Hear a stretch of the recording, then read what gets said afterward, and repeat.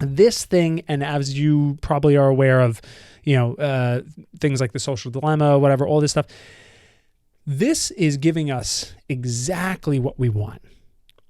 It's exposing us to exactly who we are. So for a while when I couldn't get away from politics, it wasn't because I couldn't get away. I was watching those videos. And guess what's not in my feed anymore?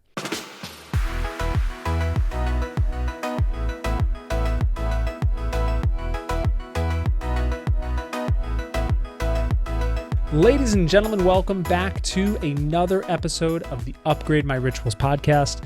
My name is Kevin McKellar, your host, and this is the show for solopreneurs and business owners trying to find a little bit more productivity and efficiency and ultimately trying to execute their ideal day, that perfect day where, trying is the key word, right? But at least having a system for it. Like that's laid out and here are my routines throughout the day. Here's what I do, yada, yada, yada.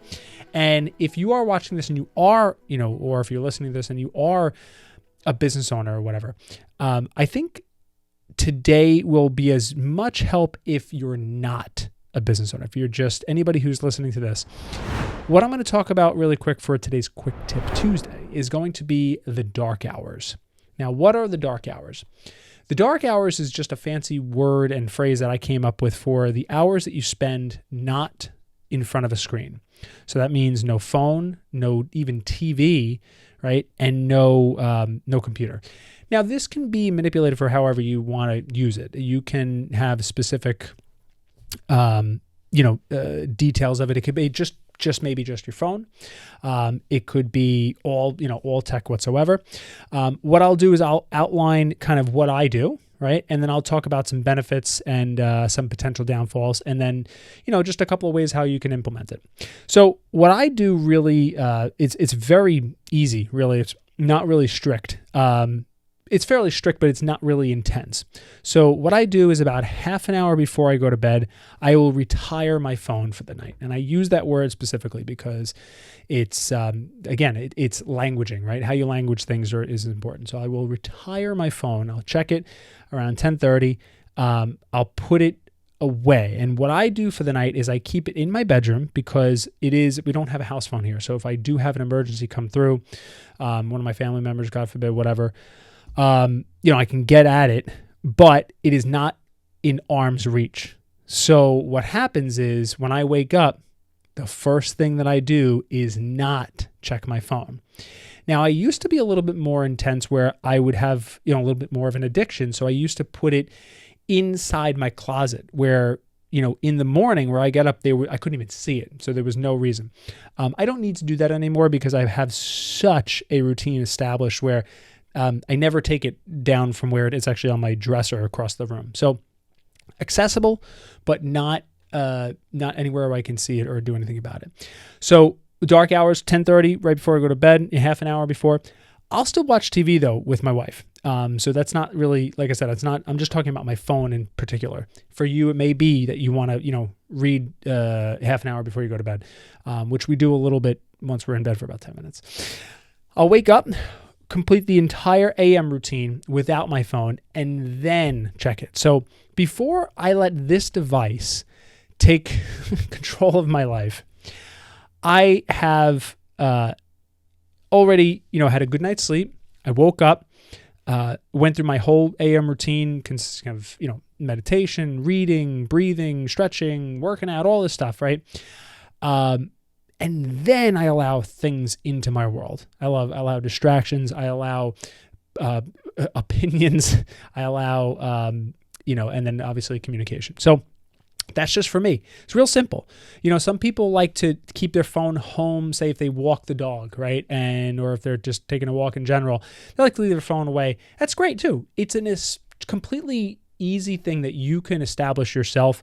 It doesn't need to, you can be as intense or as lax as you want, but I completely suggest that you implement some type of dark hours for a few different reasons. We'll talk about them right now. So basically, there is some real physical and mental and, of course, emotional things that happen when we are looking at screens and we're communicating with the world. One, actually, I do have a pair of blue blockers where I'm actually going to be probably wearing a lot more often because I have so much more screen time with my other things going on. Your eyes are really take a toll. And when we forget how much more screens have entered our world. Before, I used to be just at work, and then maybe a little bit of TV. But I mean, sometimes this thing is as they say, the remote control of our lives. So we have to be careful of what it's doing to our eyes. We also have to be careful of what it's doing to our brains. This thing, and as you probably are aware of, things like the social dilemma, whatever, all this stuff, this is giving us exactly what we want. It's exposing us to exactly who we are. So for a while when I couldn't get away from politics, it wasn't because I couldn't get away. I was watching those videos. And guess what's not in my feed anymore? Political videos. They're just not there because I haven't been watching them. So what does YouTube do? Well, YouTube changes the algorithm, right? So we have to be careful about how much time we actually give into these devices, which is not a bad thing, but we have to keep tabs on it. So that's another, kind of thing to watch out for. And of course, the communication side of things. Being accessible 24/7 is, in my opinion, I'm not right or wrong, but my opinion, not okay. Your boss shouldn't expect you to come to a meeting that he rescheduled, at 6:30 in the morning because you didn't see it. And that's just, in my opinion, that's just not okay, because what's happening is that since we have such instant communication, people are not being held accountable for productivity, scheduling, committing to the things they commit to. Like, all these things are kind of being thrown out the window. So those are just some things to think about. And I'm going to list, like I said, some pros and cons here. Just so we can kind of have an idea. So again, all very subjective opinions, but my opinion, some real benefits are this, like I kind of sprinkled throughout this rant here, is that you're starting your day or you're ending your day on your terms. That means no one else's opinions. That means no algorithms, choice of, inputting. And you're starting or ending your day on a more of a holistic internal note.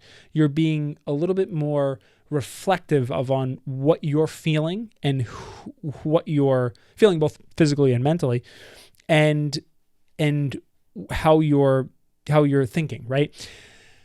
That's, I think, the biggest pro, as we can kind of imagine, right? But again, there are some cons to being disconnected.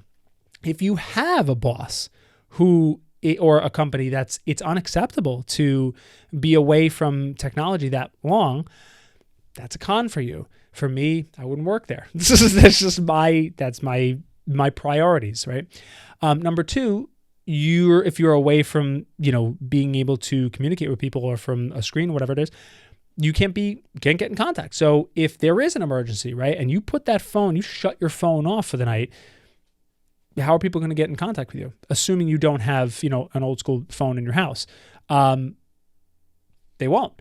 So, it's one of these things where you have to decide for yourself what you're going to do, kind of what hours you're going to implement these dark hours, how intense you want to be with them, and what are the benefits that you're actually going to get from it. For me, it's really, really important, and I know right away when something goes wrong in my day, say my AM routine gets, distracted or I just feel really scatterbrained. I guarantee it's because I let my phone invade my morning. Usually is where it kind of gets to me. So I would welcome you to implement some serious dark hours into your life. However, like I said, strict or relaxed you want to do it, however long or short you want to do it. And if you already are, I would love to hear it. Definitely leave a comment and let me know what your dark hours are and how successful it's been so far. If you've had to really fight the temptation to grab the phone or not. And like I said, you can go as intense as you want. You can put this thing in a lockbox and, have a timer that goes off where you literally can't get into it until that timer goes, whatever it may be. Totally up to you. And I think you should just definitely try it and see what works. So guys, thank you so much for listening to today. If you really liked it, please share it with somebody who thinks that they need to take some time away from their phone. And of course, leave a review if you really liked it and subscribe. Thank you so much. And I'll see you guys on the next episode of the Upgrade My Ritual podcast.